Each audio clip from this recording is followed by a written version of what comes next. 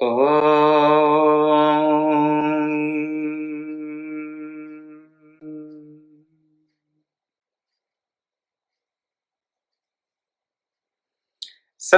पर्व में धृतराष्ट्र और सनसुजात जी का संवाद।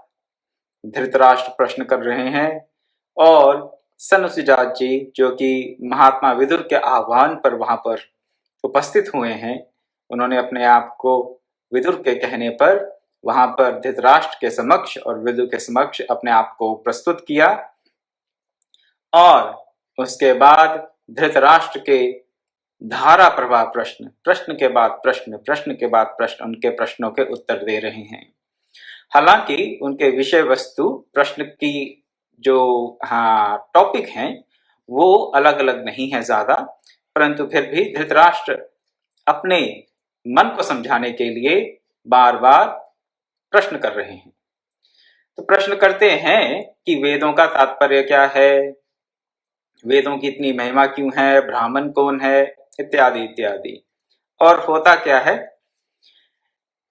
किसी भी विद्वज्जन की तरह जब कोई भी प्रश्न करते हैं धृतराष्ट्र, सनसुजात जी क्या कहते हैं कि जो तत्व की बात है, बार बार उसी तत्व की बात पर अपना डिस्कशन वहीं लेके आ जाते हैं। तत्व की बात क्या है? तत्व की बात यह है कि हमें अपने स्वरूप को, परमात्मा स्वरूप को जानना चाहिए। और कैसे जानना चाहिए? वेदों के वाक्यों के अर्थों में नहीं, वेदों के वाक्यों के अर्थों में नहीं जानना चाहिए, ना ही कर्मकांड से उसे जानने का प्रयास करना चाहिए, ना ही उत्तर, पूर्व, दक्षिण, पश्चिम इत्यादि दिशाओं में जाकर उसे ढूंढना चाहिए, परम तत्व को, ब्रह्म तत्व को। और ना ही उस तत्व को किसी दिशा विहीन स्थान विशेष में जाकर ढूंढना चाहिए। तो 2-3 दिन पहले मैंने आपको ये बात बताई और ये भी बताया था एक चुटकुला जो बचपन में सुना था कि एक माता कहती अपने बच्चे को अच्छे बच्चे ये नहीं करते, अच्छे बच्चे ये नहीं करते, अच्छे बच्चे ये नहीं करते। तो कुछ भी बालक करने लगता है तो बोलती है कि अच्छे बच्चे ये नहीं करते। तो हार कर बच्चा पूछता है कि आप मुझे ये भी तो बताओ कि अच्छे बच्चे करते क्या हैं। तो यही स्थिति यहाँ हो गई है कि ना उस तत्व का अनात्म पदार्थों में अनुसंधान करो, ना किसी दिशा विशेष में अनुसंधान करो, ना किसी स्थान विशेष में, दिशाहीन, दिशाओं से मुक्त किसी स्थान विशेष में उसका अनुसंधान करो, ना वेद के वाक्यों में उसका अनुसंधान करो। तो करो कहाँ? तो वहां बताते हैं कि तप के द्वारा ही इसका अनुसंधान हो सकता है। इस परमात्म तत्व का, इस भगवत प्राप्ति का जो अनुसंधान है वो कैसे होगा? तप के द्वारा। फिर आपको यह बताया गया था कि तप कैसे करना चाहिए। सनसुजात जी बता रहे हैं, क्या बताते हैं कि अपनी इंद्रियों को उनके विषयों से हटाकर उनको चेष्टा रहित कर दीजिए, ताकि आंख कुछ देखने के लिए ना दौड़े, कान कुछ सुनने के लिए ना दौड़े, और जीवा कुछ रस लेने के लिए ना दौड़े। दौड़ते तो खैर हम ही हैं, लेकिन ये जो इंद्रियां ये हमें दौड़ाती हैं, इंद्रियों के नाते हम दौड़ते हैं। कई बार कुछ जो प्रिय वस्तु है उसकी तरफ दौड़ते हैं और जो अप्रिय है उससे दूर दौड़ते हैं, भागते तो हम हैं ही। तो ये भगाती हैं हमें इंद्रियां, इंद्रियों की चेष्टा हमें भगाती है। तो ये भांति भांति की चेष्टाओं को शांत कर कर इंद्रियों को उनके विषय से अलग कर लें। और उसके बाद क्या होगा? फिर उसका जो रिजल्ट होगा वो ये होगा कि मन की भी चेष्टाएं धीरे धीरे समाप्त होंगी, करनी पड़ेंगी। ये कोई ये नहीं है कि, जरूरी नहीं है कि अगर इंद्रियों की चेष्टाएं समाप्त हो जाएंगी तो मन की चेष्टाएं भी समाप्त हो जाएंगी। कई बार इंद्रियों से तो चेष्टा नहीं करते, लेकिन मन की चेष्टाएं समाप्त नहीं होती। तो मन की चेष्टाओं को भी समाप्त करना है। इंद्रियों को उनके विषयों से तो अलग कर दिया, लेकिन मन से अगर उनका चिंतन होता रहा, उसकी चिंता करते रहे कि ये वस्तु हमें, एक प्रिय वस्तु हमें कैसे मिलेगी और इस अप्रिय वस्तु व्यक्ति से हम कैसे दूर होंगे, तो ये जो मन का जो चिंतन चलता रहेगा विषयों को लेकर, इसी को भगवान ने क्या कहा? मिथ्याचार से उच्यते। मिथ्याचार कहा। मिथ्याचार क्या?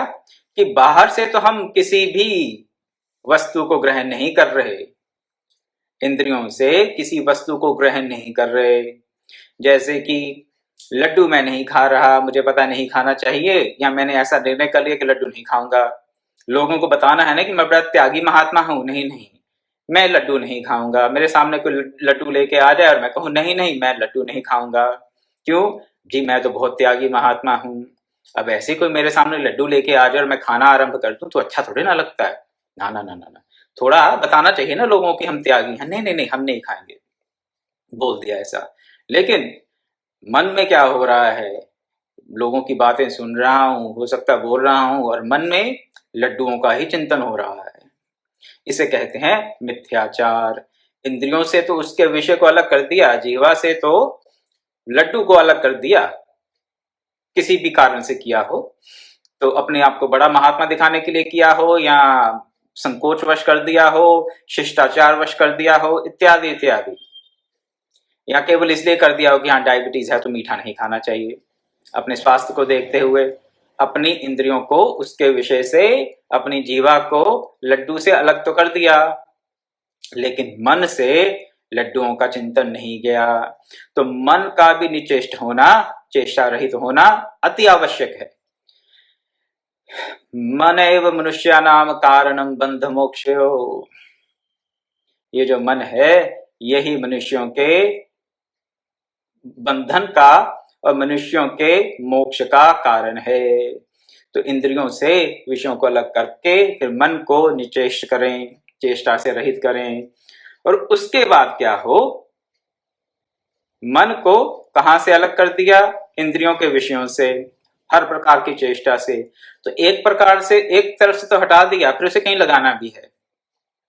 एक बात आप समझ लें, आप जानते ही होंगे, सुधीजन जिज्ञासुजन आप जानते होंगे कि मन को टिकने के लिए कोई ना कोई आधार चाहिए। अगर मन लड्डुओं का चिंतन नहीं करेगा, अगर मन को लड्डुओं के चिंतन से हटाना है तो उसे किसी और चिंतन में लगाना सबसे इजी प्रोसेस है। ये कि अगर आप चाहते हैं कि आपका मन किसी एक वस्तु विशेष, स्थान विशेष, व्यक्ति विशेष का चिंतन ना करे, किसी भी विषय विशेष का चिंतन ना करे, तो उस मन को क्या करें, वहां से हटाने के लिए कहीं और लगा दें। और यहां पे कहां लगाने के लिए कह रहे हैं, मन चेष्टा रहित हो जाए तो अपने हृदय आकाश में स्थित उस विख्यात परमेश्वर की बुद्धि पूर्वक उपासना करो। ये है तो केवल एक ही पंक्ति, लेकिन इसमें बहुत बहुत सारी बातें छुपी हुई हैं जो मैं आपके सामने आज रखना चाहूंगा। हृदय आकाश में स्थित उस विख्यात परमेश्वर की बुद्धि पूर्वक उपासना करो। केवल मन से नहीं, मन से तो करनी ही है उपासना, मन तो चाहिए, मन को तो लगाना ही है उस विख्यात परमेश्वर में। कहाँ बैठा है वो विख्यात परमेश्वर? हृदय आकाश।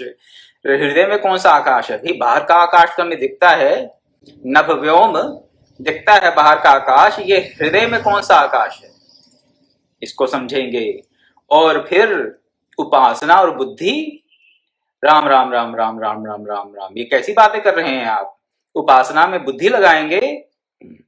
नहीं, उपासना तो भाव का विषय है जी, भाव का विषय है उपासना, तो उसमें बुद्धि की क्या आवश्यकता है? बुद्धि लगाएंगे तो पतन होगा।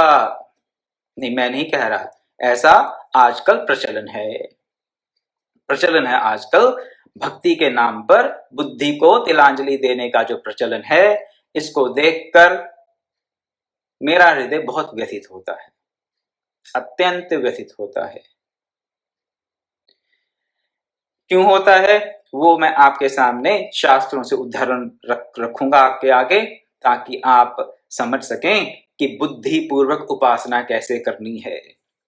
ये जो हमने अलग अलग कंपार्टमेंट बना दिए, अलग कर दिया, बुद्धि को क्या कह दिया कि ये तो ज्ञान मार्गियों का यंत्र है, और उपासना जो है, उपासना के लिए तो हृदय चाहिए, भाव चाहिए, वहां पे बुद्धि का क्या प्रयोग, अलग कर दिया। और ज्ञान मार्ग में हृदय का कोई प्रयोग नहीं है, ऐसा भी मानते हैं। लेकिन परम पूज्य गुरुदेव ब्रह्मऋषि विश्वात्मा के शब्दों में, जब हर व्यक्ति के पास बुद्धि भी है, हृदय भाव भी है, और कर्मेंद्रियां भी हैं, हाथ पांव भी हैं, तो फिर ज्ञान मार्ग, भक्ति मार्ग और कर्म योग का मार्ग अलग अलग कैसे हो गया? जब हर व्यक्ति के पास बुद्धि भी है, भाव भी है और कर्म करने के यंत्र कर्मेंद्रियां भी हैं, तो ये हमने कैसे मान लिया कि ज्ञान मार्ग अलग है, भक्ति मार्ग अलग है और कर्म योग का मार्ग अलग है? जो ज्ञान मार्गी जिसे हम कह देते हैं, जिसको ज्ञान मार्गी कह दिया, क्या उसके पास भाव नहीं है? क्या वो अपनी इंद्रियों से कर्म नहीं करता? अगर वो ज्ञान मार्गी है तो क्या वो कर्म योगी नहीं है? क्या ज्ञान मार्गी कर्म भोगी है? जो भक्ति मार्गी है, क्या वो अपने कर्मेंद्रियों का प्रयोग भक्ति मार्ग में नहीं करता? उसी प्रकार जो भक्ति मार्गी है, उसको भक्ति मार्ग पर चलने के लिए अपनी बुद्धि का प्रयोग करना ही पड़ेगा, करना ही पड़ेगा। अगर भक्ति मार्ग का ढोंग नहीं करना है, अगर भक्ति मार्ग को उसके सही स्वरूप में, जैसा कि शास्त्र बताता है, उस स्वरूप में अगर अपनाना है, तो बुद्धि का प्रयोग करना ही पड़ेगा। साफ साफ लिखा यहां पर, बुद्धि पूर्वक उपासना करो, बुद्धि पूर्वक उपासना करो। भाई ये बुद्धि है क्या? कौन सी बुद्धि से उपासना करें? गीता के 18वें अध्याय में भगवान ने बताया कि बुद्धि भी 3 प्रकार की है, सात्विक, राजसिक, तामसिक। तो कौन सी बुद्धि से उपासना करें? सात्विक बुद्धि से उपासना होगी, राजसिक से होगी या तामसिक से होगी? तामसिक बुद्धि वाला उपासना नहीं कर सकता। बुद्धि युक्त उपासना क्या है, इसकी चर्चा भी मैं कर रहा हूं। फिर समय रहा आज तो ईश्वर कृपा से, आज नहीं तो कल, हृदय आकाश में स्थित परमेश्वर कहां पर है उसकी भी चर्चा करेंगे। लेकिन पहले बुद्धि पूर्वक उपासना कैसे करते हैं उसकी चर्चा कर रहे हैं। तामसिक बुद्धि से क्या नहीं होगा? उपासना नहीं हो सकती। तामसिक बुद्धि से भजन नहीं हो सकता। रावण ने भी कहा, होई न भजन तामस देहा। तो इसलिए उसने क्या निर्णय किया कि मेरे से भजन तो होगा नहीं, उपासना तो होगी नहीं, तामस शरीर कह दिया। बुद्धि तामसी होती है, हाँ, लेकिन उसका सारा जीवनचर्या ही तामसिक थी। रावण की ज्ञानी तो वो भी बहुत था, लेकिन तामसिक जीवनचर्या के कारण उसने ये निर्णय कर लिया कि भजन तो इस तामस देह से होगा नहीं, तामसी बुद्धि से भजन नहीं हो सकता, उपासना नहीं हो सकती। तो क्या करेंगे? उसने कहा कि मैं तो राम के साथ बैर मोल ले लेता हूं, राम से शत्रुता का भाव कर लेता हूं, क्योंकि जो उपासना का भाव है वो तामसिक बुद्धि से नहीं होगा। तामसिक बुद्धि वाला क्या कहता है कि भगवान तो है ही नहीं, ये तो लोगों ने बस ऐसे ही बातें बना दी हुई हैं, चलती आ रही हैं सदियों से। अंधविश्वासी लोग भगवान भगवान भगवान करते रहते हैं। कहाँ है भगवान? हिरण्यकश्यप की तरह भगवान कहाँ है? इस खंभे में भी है क्या? इत्यादि इत्यादि। आज भी बहुत से हिरण्यकश्यप घूम रहे हैं, ऐसी बात नहीं है। कोई भगवान भगवान नहीं है। ये तो इन्होंने अपने मन को सांत्वना देने के लिए लोगों ने ये मनगढ़ंत कहानियां लिख रखी हैं कि ऐसे भगवान हुए, ऐसे हुए, या भगवान है, साकार है, निराकार है, इत्यादि इत्यादि। ये तो सब अंधविश्वास की बातें हैं। और हम तो बहुत मॉडर्न है भाई, हम इन सब सुपरस्टिशियस बिलीफ्स को हम नहीं अपनाते। We don't really like all this superstitious uncritical and unscientific stuff. सब भाड़ में जाए, ये भगवान भगवान कोई है ही नहीं। ये इस प्रकार का तर्क तामसिक बुद्धि का तर्क है। क्यों?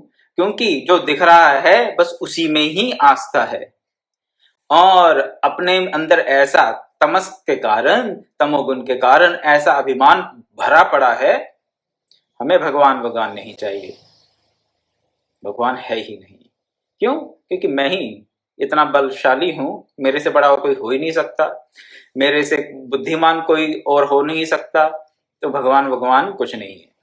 तो तामसिक व्यक्ति इन विचारधाराओं के कारण, तामसिक बुद्धि के कारण वो उपासना नहीं कर सकता।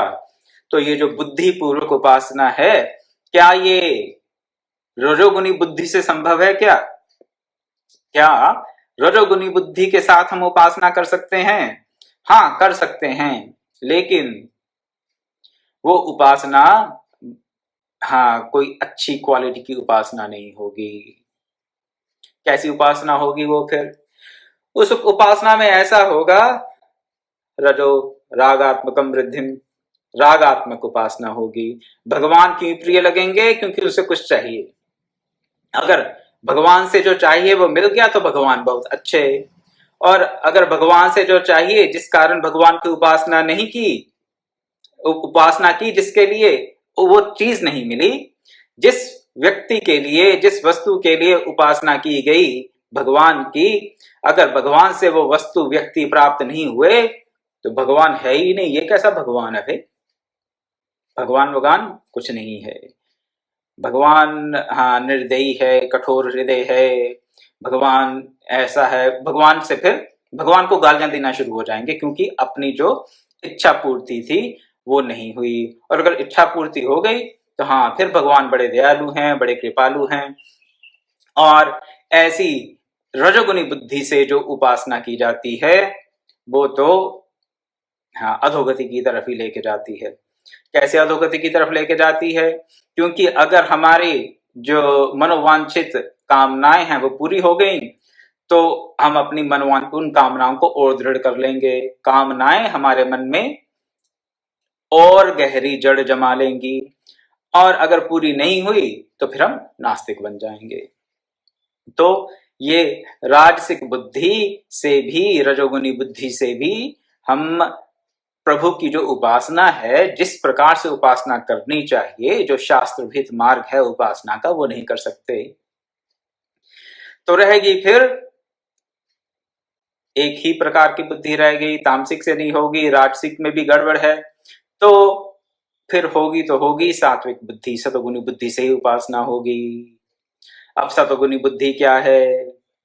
सतोगुनी बुद्धि है गीता के 18वें अध्याय का 30वां श्लोक, प्रवृत्तिम च निवृत्तिम च कार्याकार्य भयाभय बंधम मोक्षम च वेत्ति बुद्धि सा पार्थ सात्विकी। तो हमारे पास सात्विक बुद्धि है या नहीं है उसका निर्णय हम कैसे करें? क्या हमें पता है कि किन कामों में कहां पर हमारी बुद्धि की प्रवृत्ति होनी चाहिए और किन चीजों से हमारी निवृत्ति होनी चाहिए? यानी हमें अपने कर्तव्य अकर्तव्य का निर्णय करना आता है या नहीं? अगर हमारी बुद्धि कर्तव्य और अकर्तव्य का निर्णय कर सकती है तो हमारी बुद्धि सात्विकी है। क्या करना चाहिए, क्या नहीं करना चाहिए, भय कहां से प्राप्त होना चाहिए और अभय कहां से प्राप्त होना चाहिए, और बंधन के क्या कारण हैं और मोक्ष के क्या कारण हैं, किन कारणों से हमें बंधन प्राप्त हो सकता है और किन कारणों से हमें मोक्ष प्राप्त हो सकता है, ऐसे सारे निर्णय, ऐसे सारे डिसीजन जो बुद्धि ले सके वो बुद्धि सात्विकी है। और इस सात्विकी बुद्धि से ही हम बुद्धि पूर्वक उपासना कर सकते हैं। अगर बुद्धि पूर्वक उपासना नहीं करेंगे तो क्या होगा? केवल भाव पूर्वक उपासना करेंगे और जो केवल भाव पूर्वक उपासना है वो हमें अंधविश्वास की तरफ धकेल दे सकती है, धकेल देती है।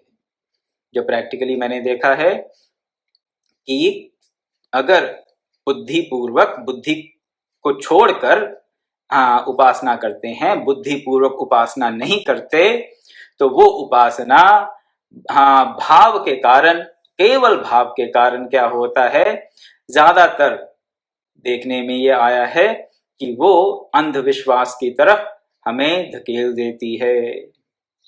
और अंधविश्वास का नाम भक्ति नहीं है। मैं एक बार फिर से इसे दोहराता हूं, अंधविश्वास का नाम भक्ति नहीं है। क्यों नहीं है? भक्ति का निरूपण जैसे श्रीमद् भागवत के महात्म्य में किया गया। भक्ति देवी के 2 पुत्र हैं, ज्ञान और वैराग्य। और भक्ति देवी अपने बूढ़े और अचेत ज्ञान और वैराग्य पुत्रों को देखकर बहुत दुखी रहती है। तो अगर आप भक्ति देवी को दुखी करना चाहते हैं तो ज्ञान और वैराग्य को तिलांजलि दीजिए, तो बुद्धि को तिलांजलि दे दीजिए। भक्ति देवी प्रसन्न नहीं हो सकती। ये बड़ा अच्छा रूपक दिया गया वहां पर श्रीमद् भागवत में, महात्म्य में ही। और लेकिन हम लोग समझते नहीं, ना जाने क्यों नहीं समझते। ये कभी कभी बड़ी विडंबना की बात है कि भक्ति देवी के दो पुत्र बताए गए, ज्ञान और वैराग्य, दोनों बूढ़े हैं, अचेत हैं, पर भक्ति देवी दुखी हैं। लेकिन हमें तो भक्ति देवी को प्रसन्न करना है, परंतु ज्ञान वैराग्य से ना, ज्ञान वैराग्य की बात मत करो ना। वैराग्य वैराग्य तो साधु संतों के लिए है, ज्ञान ज्ञान तो ज्ञान मार्गियों के लिए है। ज्ञान की बात भक्ति में ना भाई, ना ना ना, ये क्या कर रहे हो यहाँ पे अगर बुद्धि लगाओगे तो अधोगति होगी। बस भक्ति देवी के दोनों पुत्रों को तिलांजलि देकर आप चाहते हैं कि आप भक्ति देवी को प्रसन्न कर लेंगे, करते रहिए। कोई भी माँ अपने पुत्रों को तिरस्कृत होता देखकर प्रसन्न नहीं होती। भौतिक माँ हो कोई भी, इस जगत की भी कोई माँ हो, वो भी अगर उसके सामने आप उसके पुत्रों का तिरस्कार करेंगे तो वो प्रसन्न नहीं होगी, वो प्रसन्न नहीं होती। तो फिर आप चाहते हैं कि आप भक्ति देवी को प्रसन्न कर लेंगे, बुद्धि को, ज्ञान को तिलांजलि देकर, वैराग्य को तिलांजलि देकर। मेरी समझ से बाहर है। अगर किसी के पास इसके लिए कोई तर्क हो कि भक्ति देवी कैसे ज्ञान और वैराग्य के बिना प्रसन्न हो सकती है, तो अब मुझे अवश्य बताएं, मुझे अवश्य बताएं। लेकिन यहां पर सनुसुजा जी यही कह रहे हैं, बुद्धिपूर्वक उपासना करो। बुद्धिपूर्वक उपासना कैसे की जाती है? भगवान ने भगवत गीता में एक जगह और कहा, ये उदाहरण इसलिए दे रहा हूं आपको, अपना पांडित्य प्रदर्शित करने के लिए नहीं, जो आपके सामने ये सिद्धांत रख रहा हूं इसको एकदम हाँ साझा करने के लिए, आपके सामने एकदम क्लियर हो रहा है इसलिए रख रहा हूं। गीता के दूसरे अध्याय का 66वां श्लोक, दूसरे अध्याय के अंत के श्लोकों में से एक श्लोक है, नास्ति बुद्धिर्युक्तस्य नाचा युक्तस्य भावना नाचा भावयत शांति अशांतस्य कुत सुखम। पहले कहते हैं जिसकी बुद्धि युक्त नहीं है उसकी भावना युक्त नहीं हो सकती। पहले बुद्धि युक्त होनी चाहिए, उसके बाद भावना युक्त होगी। अब बिना भाव के भक्ति नहीं होती, ये तो हमें पता है कि भक्ति बिना भाव के नहीं होती, लेकिन भक्ति बिना बुद्धि की होती है, ये भी हम सबको पता है। पता नहीं कैसे ये बात फैल गई और ज्यादातर जनमानस में ये ऐसी धारणा बनी हुई है। लेकिन यहाँ पे भगवान ने भावना से भी पहले किसकी बात की? गीता के दूसरे अध्याय का 66वां 66 ये श्लोक है। पहले बुद्धि युक्त होगी तो उसके बाद भावना युक्त होगी। पहले बुद्धि का नाम लिया मैंने, नास्ति बुद्धिर्युक्तस्य, ना अस्ति बुद्धि युक्तस्य, ना च युक्तस्य भावना। जिसकी बुद्धि युक्त नहीं है, युक्त का अर्थ आप यहाँ पे साफ साफ ये समझ लें, जो जिसकी बुद्धि आत्म तत्व में, परमात्म तत्व में स्थित नहीं है, स्थिर नहीं है, उसकी कभी भावना भी स्थिर नहीं हो सकती। इसी की ट्रांसलेशन है रामचरितमानस में। तुलसीदास जी ने यही बात कही, जाने बिन ना होए प्रतीति, बिन प्रतीति न होए प्रीति। सीधी सी बात, जो बात यहाँ के जानना, पहले जानना कैसे है? बुद्धि से जानेंगे। अगर परमात्मा तत्व को भली भांति पहचान लेते हैं तो फिर उसमें हमारी बुद्धि युक्त हो जाती है, बुद्धि उसमें स्थित हो जाती है। और जब उसमें बुद्धि स्थित होगी तो हमारी जो भावना है, भावना में भी स्थिरता होगी, और भावना में स्थिरता होगी तो फिर ही भक्ति होगी। अस्थिर भावना से, अस्थिर मन से क्या भक्ति हो सकती है? भाव अस्थिर होगा तो भक्ति कैसे होगी? नहीं हो सकती। नाचा भावयत शांति अशांतस्य कत सुखम। जिसकी भावना स्थिर नहीं है उसको शांति प्राप्त नहीं हो सकती, और जिसे शांति प्राप्त नहीं है, जो अशांत है, उसको सुख कैसे प्राप्त होगा? तो बुद्धि युक्त उपासना करनी है। बुद्धि युक्त होकर उपासना करेंगे तो हमारी उपासना में स्थिरता होगी। उपासना में स्थिरता होगी तभी तो परमात्मा तत्व में दृढ़ प्रगाढ़ भक्ति होगी। अगर अस्थिर हैं तो फिर बात नहीं बनेगी किसी भी प्रकार से। बुद्धि युक्त उपासना करें परमेश्वर की, और परमेश्वर कहां पर है? हृदयाकाश में। अब हृदयाकाश में जो परमेश्वर है, कौन सा परमेश्वर है और कहाँ है ये हृदय का आकाश? हृदय तो हम कहते हैं कि यहाँ पर है हमारे, हाँ, ये रिब केज के नीचे बता देते हैं हम, हृदय यहाँ पर है हमारी छाती में। लेकिन ये वो वाला हृदय नहीं है।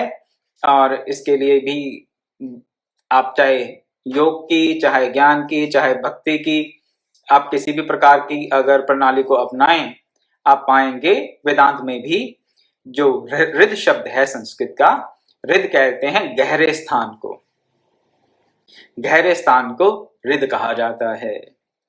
और हृदय जो है, हाँ, आजकल आप आम बालचाल की भाषा में तो हम कह देते हैं हृदय किसको? हार्ट को, जो कि खून को पंप करता है, pumping organ in our body, heart, तो उसको हृदय कह देते हैं। लेकिन यहाँ पर वेदांत की भाषा में, महाभारत की भाषा में, भागवत धर्म की भाषा में जो हृदय है वो यहाँ है, हमारे खोपड़ी के अंदर जो सबसे गहरा स्थान है वो हृदय है। आपको हो सकता है अगर आपने ये बात पहले कभी ना सुनी हो तो आपको अटपटी लगे, लेकिन योग की दृष्टि में, योग की भाषा में, वेदांत की भाषा में हृदय यहाँ पर है। जो सबसे गहरा स्थान है खोपड़ी के अंदर, मस्तिष्क में, उसे हृदय कहा गया। उसको एनाटॉमी की भाषा में, वेस्टर्न मेडिसिन की भाषा में कह दिया जाता है थर्ड वेंट्रिकल। अगर किसी ने एनाटॉमी पढ़ी हो तो थर्ड वेंट्रिकल जो है, हाँ, ये केवल इंगित करने के लिए नहीं है, के लिए ही है।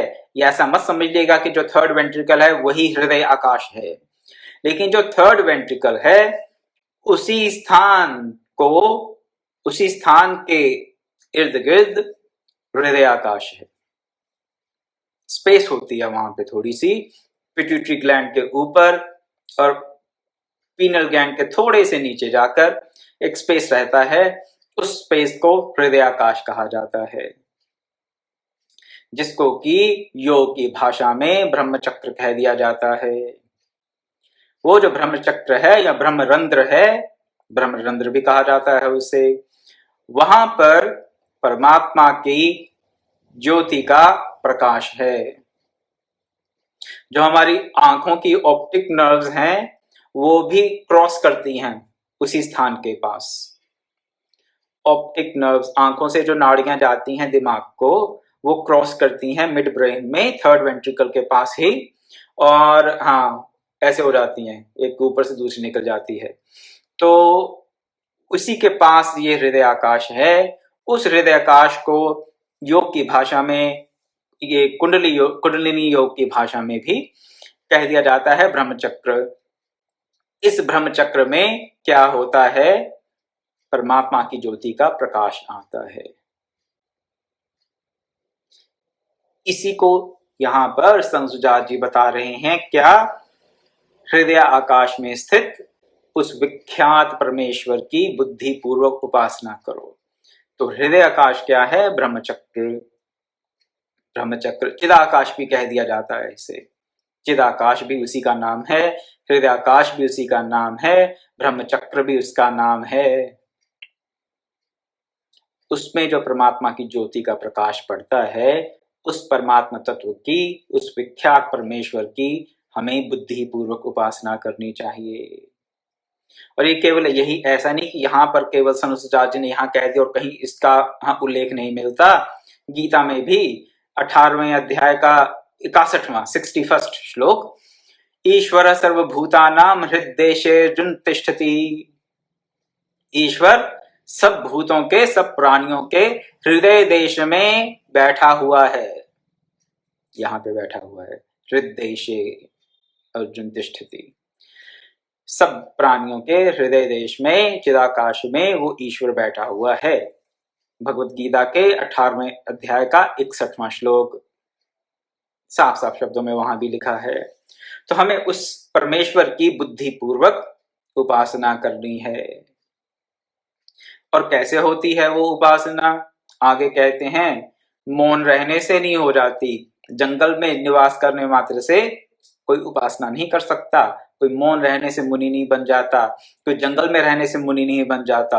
तो फिर बताते हैं जो अपने आत्म स्वरूप को जानता है वही श्रेष्ठ मुनि कहलाता है।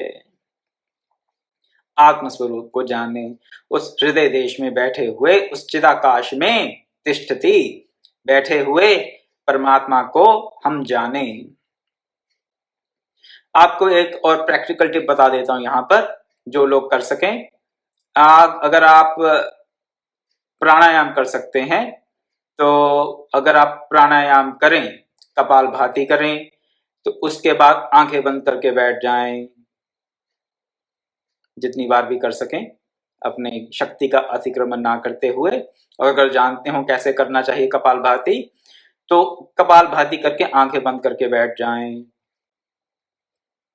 और उसके बाद क्या होगा, अगर आप अपने तीसरे नेत्र पर ध्यान केंद्रित करेंगे तो आपको इस ज्योति का, जो परमात्मा की ज्योति पड़ रही है या पड़ी हुई है, बैठी हुई है हमारे हृदय काश में, चिदाकाश में, अभ्यास के साथ, एक ही समय तो नहीं, अभ्यास के साथ फिर उसका धीरे धीरे दर्शन होना आरंभ हो जाता है।